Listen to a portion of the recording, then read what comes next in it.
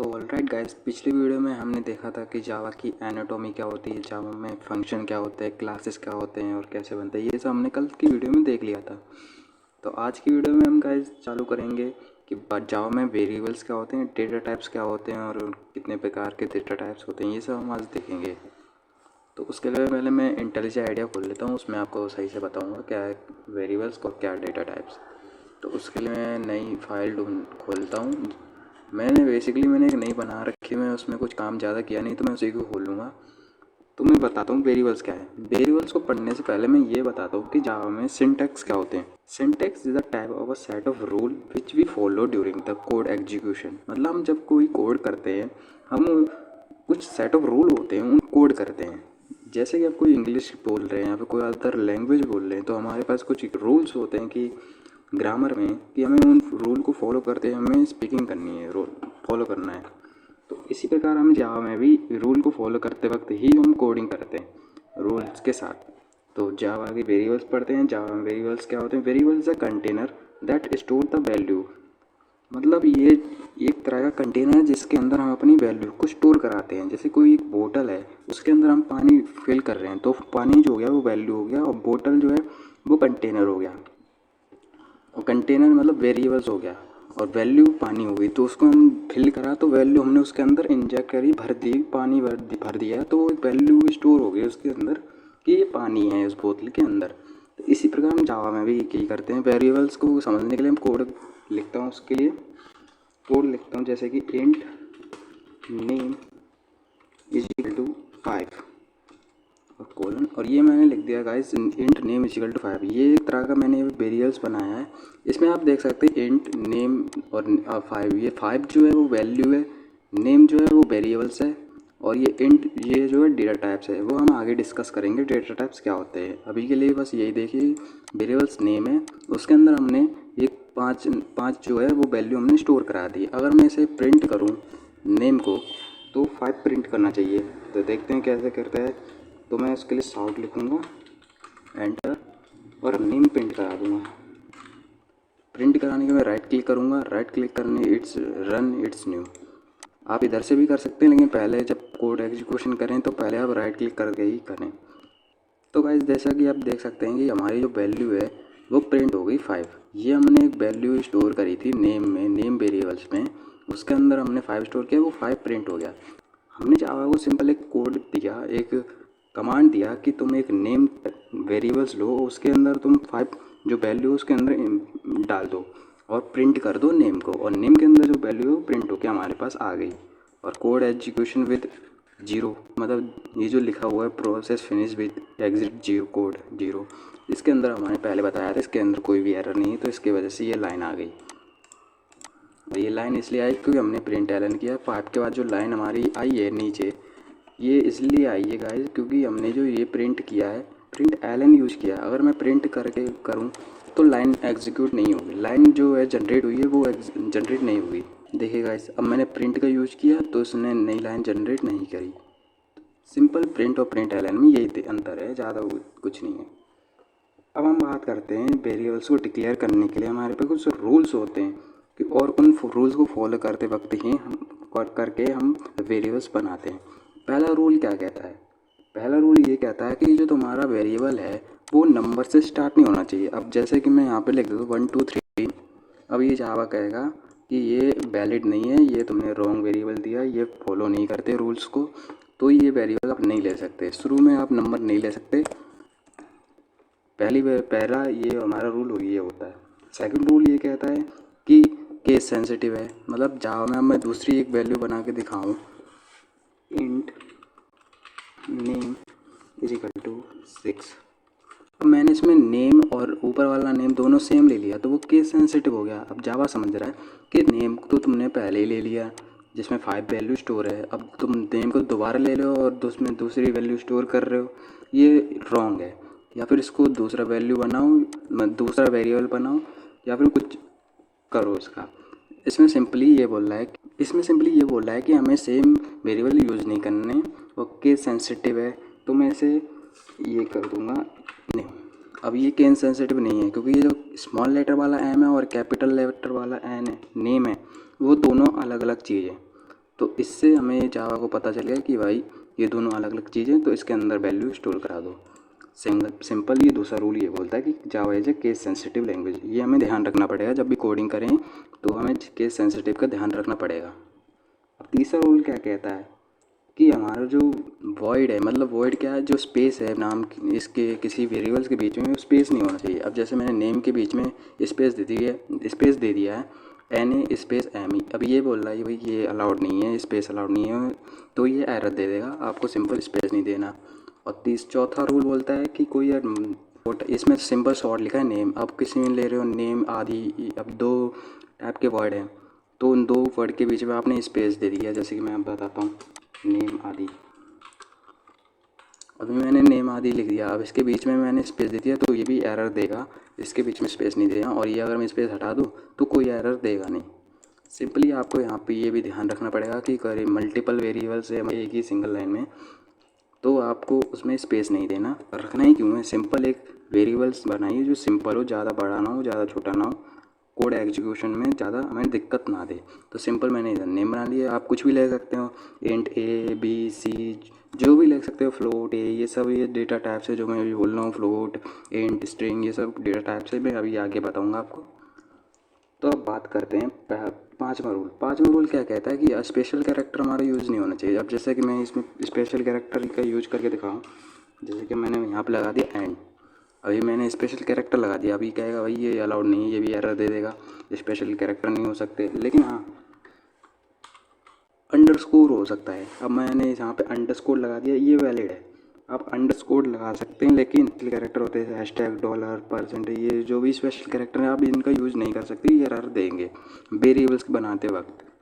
तो आपको ये भी ध्यान रखना कि वेरिएबल बनाते वक्त आपका कोई ना स्पेशल कैरेक्टर हो, ना किसी के बीच में स्पेस हो, ना केस सेंसिटिव हो, और ना डिजिट से स्टार्ट होना चाहिए। ये सब आपको ध्यान रखना पड़ेगा। और मैं इसकी एक स्क्रीनशॉट में आपको यहाँ साइड में दिखा दूंगा, उसके आप देख सकते हैं कि कितने प्रकार के क्या क्या रूल्स होते हैं, उनको आप देख सकते हैं। तो अब बात करते हैं डेटा टाइप्स। डेटा टाइप्स क्या होते हैं? ऐसा आता है सेट ऑफ ऑपरेशन और सेट ऑफ वैल्यूज़। मतलब ये जो हम वैल्यूज़ दे रहे हैं उनके बीच में अगर हम कोई ऑपरेशन करा रहे हैं वो डेटा टाइप्स होते हैं। किसी भी प्रकार की वैल्यू को उनके बीच में अगर हम जो ऑपरेशन कराएंगे वो डेटा टाइप्स कहलाएंगे। अब डेटा टाइप कितने प्रकार के होते हैं? Data types are the two types, primitive data type और non primitive data type. Primitive की बात करें तो प्रिमिटिव क्या होते हैं? प्रिमिटिव डेटा टाइप्स की अगर बात करूं तो प्रिमिटिव डेटा टाइप्स वो होते हैं जो पहले से ही डिक्लेयर होते हैं कि उनके बीच में हम यही कोडिंग कर सकते हैं, ज़्यादा कोई वैल्यूज़ को हम ज़्यादा रेंज के आगे नहीं ले जा सकते, ना कोई हम किसी में चेंजेस कर सकते हैं, ये हमारा पहले से ही डिफाइंड होते हैं। तो इनकी बात करें तो ये भी 8 टाइप्स के होते हैं, जैसे कि byte, short, int, float, long, double, char, boolean. ये 8 टाइप के प्रिमिटिव डेटा टाइप्स होते हैं, पहले से डिक्लेयर होते हैं। अब बाइट की बात करूं तो बाइट क्या होता है? बाइट जो है वो -128 से लेके 127 तक की वैल्यू को रेंज करता है, और वो एक ये सिर्फ 8 बाइट लेते हैं, और हर बाइट में 1 बाइट स्टोर होता है, हर सिंगल बिट में 1 बाइट, मतलब 8 बाइट होते हैं, हर बिट में 8 बाइट स्टोर होता है। अब मैं इधर पे जावा की ओरेकल वेबसाइट पे दिखाऊं जाके आपको, अब मैं यहाँ पे दिखाऊँ तो जावा प्रिमिटिव डेटा टाइप्स की एक docoracle.com की एक वेबसाइट है प्रिमिटिव डेटा टाइप्स की। अब इसमें बताऊँ तो बाइट क्या होते हैं? बाइट देखी जाए, बाइट जो है 8 बिट लेते हैं, और वो हर एक वैल्यू में 1 बिट असाइन होता है। तो ऐसे ही हमारी जो वैल्यू है -128 से लेके 127 तक रेंज करती है। वो 27 तक क्यों कर, शुरू से जो वैल्यू पहली वैल्यू जो होगी वो 0 में जाएगी। ऐसे ही अगर हमारे पास कोई नंबर है तो पहले 0 में जाएगा, फिर दूसरा नंबर 1 में जाएगा, फिर तीसरा नंबर 2 में जाएगा। इसी तरह से ये 127 होता है, ना कि 128। और अब शॉर्ट की बात करूँ, शॉर्ट जो है 16 बिट लेते हैं, और इनकी वैल्यू -32,768 से लेके 32,767 तक होते हैं। जैसा कि इसमें भी मैंने बताया था कि -1 से होती है, तो इसलिए इसकी भी 67 है, ना कि 68 होते हुए। अब ये इंट की बात करूँ, ये 32 बिट लेते हैं, और इनकी वैल्यू -2^31 से लेके 2^31 -1। ये आपको कन्फ्यूजन दे रहा होगा, इसमें तो सिंपल वैल्यू लिखी हुई है, और इसमें लिखी हुई है -2^31 से लेके 2⁻31 - 1। अब ये क्या चीज़ है, इसे सॉल्व कैसे करें? सिंपल, ये जो इक्वेशन देख रखी है आप इसको सॉल्व कर सकते हैं, तो ये वैल्यू इसकी दे देगा। अब हम इसी इक्वेशन को जो ये लिखी हुई है इंट में 2 - 2⁻31 2⁻31 - 1, ये अगर मैं इक्वेशन शॉर्ट और बाइट में बना के दिखाऊँ तो ये कैसे बनेंगे, अब देखिएगा इस। अब मैं ये बात आपको यहाँ पे बताऊँ कि शॉर्ट और इंट में क्या अंतर है इनके इक्वेशन के बीच में। तो सिंपली 2 बिट लेते हैं, 2 का अगर मैं डिवाइड कर 2⁸, मतलब बाइट कितनी लेता है, बाइट लेता है 8 बिट, तो उसको हम ऊपर लिख देंगे एक्सपोनेंशियल में 8, तो हमारा आंसर आ जाएगा 256। और सिंपली और हम अगर इसे 2 से डिवाइड करें, सॉरी, अगर हम इसे 2 से डिवाइड करें तो हमारा वो आता है 128। सिमिलरली शॉर्ट में भी यही होता है। शॉर्ट में क्या होता है, अगर मैं यहाँ पे सिमिलरली शॉर्ट में भी यही होता है। और शॉर्ट में दिखाऊँ तो आपको 2 की पावर, शॉर्ट कितनी वैल्यू लेता है, शॉर्ट लेता है 16 बिट, 16 बिट लेता है। तो एक्सपोनेंशियल में हम वैल्यू डालेंगे 16, तो हमारी वैल्यू आ जाएगी 65536। अगर मैं इसे 2 से डिवाइड करके देखूं तो ये वैल्यू आ जाएगी 32768, जो कि यहाँ पे लिखी हुई है 32768। ये वैल्यू हमारी आ गई, लेकिन माइनस से शुरू होती है, माइनस से लेके प्लस तक। ऐसे ही और -1 वहाँ पे 37 इसलिए हुआ क्योंकि पहली वैल्यू जो है वो 0 में स्टोर होती है, तो इसलिए -1 की फॉर्म में चलता है, तो 67 है। सिमिलरली आप यहाँ की भी इसकी भी वैल्यू स्टोर मतलब सॉल्व करके देख सकते हैं इनको इक्वेशन। इट्स लॉन्ग की बात करूँ तो लॉन्ग वो 64 बिट लेता है, और इसकी वैल्यू है इसने -2�63 से लेके 2�63 - 1 तक वैल्यू रेंज करती है। इंट की बात करूँ तो इंट 32 बिट लेता है, और इसकी रेंज यहाँ तक होती है। आप पढ़ सकते हैं, इससे ज़्यादा इसमें दिमाग मारने की ज़रूरत नहीं है, आप इसे रट्टा मारने की ज़रूरत नहीं है, और बस आप देख सकते हैं कि कौन से डेटा टाइप्स कितनी वैल्यू लेते हैं, कि उनकी क्या डिफ़ॉल्ट वैल्यू होती हैं और कितनी बाइट लेते हैं। तो आप ये सब देख सकते हैं इनमें। इससे क्या है, कोडिंग करने में आसानी रहेगी कि आपको पहले से पता होगा कि आप इतनी वैल्यू लेंगे तो आपको ज़्यादा एरर नहीं आएंगे, और आपको मतलब आपको ईजी रहेगा कोड करने में। बस इसी को याद नहीं करना है, बस आपको देख लेना है कि क्या है। फ्लोट की बात करूँ तो फ्लोट जो है, फ्लोट की जो वैल्यू है वो beyond the scope of discussion है, मतलब इसकी वैल्यू हमें पता ही नहीं कहाँ से लेकिन कहाँ तक रेंज करती है, तो इसलिए कोई पूछेगा भी नहीं। आपको बस ये याद रखना है इसकी वैल्यू रेंज के बाहर है, और ये प्रिसाइजली 32 बिट का ही होता है, सिंगल बिट। तो और डबल की बात करूँ, डबल भी यही होता है, इसकी रेंज है तो beyond the scope of discussion है, तो इसकी बात करने का फ़ायदा नहीं है। और ये 64 मतलब प्रिसाइजन में 64 बिट लेता है। और बूलियन की बात करूँ, इसकी तो कोई वैल्यू ही नहीं होती है, सिंबल ट्रू फॉल्स की फॉर्म में बात करता है, तो आपको इसमें कोई ज़्यादा जोर देने ज़रूरत नहीं है। की बात करूँ वो 0 से लेकर 65,535 तक वैल्यू इसकी रेंज करती है, 0 से लेकर 65,535 तक। और इसकी ये 64 बिट यूनिकोड सपोर्ट करता है, तो इसलिए इसकी जो वैल्यू है जो डिफ़ॉल्ट वैल्यू है वो U0000, ये है हमारी वैल्यू। और ये आप सब देख सकते हैं कि इनमें क्या लिखा हुआ है, कौन क्या वैल्यू ले सकते हैं, लिटरल, ये सब मैं अभी बताऊंगा। ये आप देख सकते हैं कि क्या क्या है। मैं एक छोटा सा क्विज लेता हूँ, एक छोटा सा प्रोग्राम लेता हूँ जिसमें आपको मैं एक क्वेश्चन करके दिखाता हूँ कि कैसे ये वर्क करते हैं। आपको ये सब मैंने बता दिया था, इंट फ्लोट ये सब क्या है कि सब देख सकते हैं, आपने बता भी दिया कौन सी वैल्यू कहाँ तक की रेंज करती है और क्या उनकी डिफ़ॉल्ट वैल्यू है, और ये सब मैंने आपको बता दिया। अब मैं इस पर एक छोटा सा क्विज़ करके देखता हूँ, मतलब क्वेश्चन है जिसमें मैं आपको कोड करके बताता हूँ ये कैसे वर्क करती है। क्वेश्चन ये है कि मैं अब 3 नंबर लूँगा और इन तीनों नंबरों को मैं ऐड करूँगा, ऐड करना चाहता हूँ, तो ये इसकी कोडिंग कैसे होगी। सिंपली हम एक इंटीजर टाइप की वैल्यू लेंगे, मतलब एक इंटीजर टाइप की वैल्यू लेंगे जो कि इंटीजर है, जो कि 1 2 3 ये सब हम इंटीजर टाइप की वैल्यू लेंगे। तो हम इंट लगाएंगे, इंट a = 1, और ऐसे में 3 वैल्यू लेना चाहता हूँ क्योंकि 3 वैल्यू का हमें सम करना है, तो 3 int b = 2,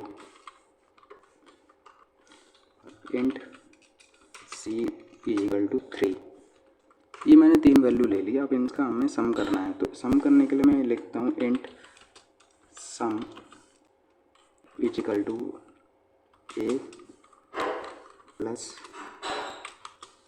B plus c, और कॉलन लगा दूंगा और इसमें मैं प्रिंट कर दूंगा सम को।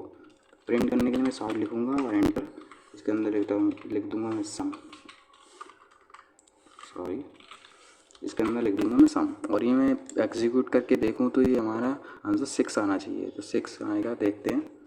तो जैसा ही आज हमारा 6 आंसर आ चुका है, क्योंकि हमने कोई भी एरर नहीं है इसमें, सिंपली कोड है int a equal to 1, int b equal to c और इंट सी इजिकल टू 3, और तीनों को मैंने सम एक वेरिएबल बनाया है जिसमें हमने तीनों वैल्यू को ऐड कर दिया और सम को मैंने प्रिंट कर दिया। सिमिलरली ये हमारा क्वेश्चन हो गया। तो गाइस आज की वीडियो के लिए मैं बस इतना ही रखता हूँ। आज कल की वीडियो में देखेंगे कि लिटरल्स क्या होते हैं, कीवर्ड्स क्या होते हैं, और छोटा सा प्रोग्राम करेंगे जिसमें हम 5 सब्जेक्ट की परसेंटेज निकालेंगे। तो आज की वीडियो के लिए बस इतना ही। तब तक के लिए goodbye, have a good day.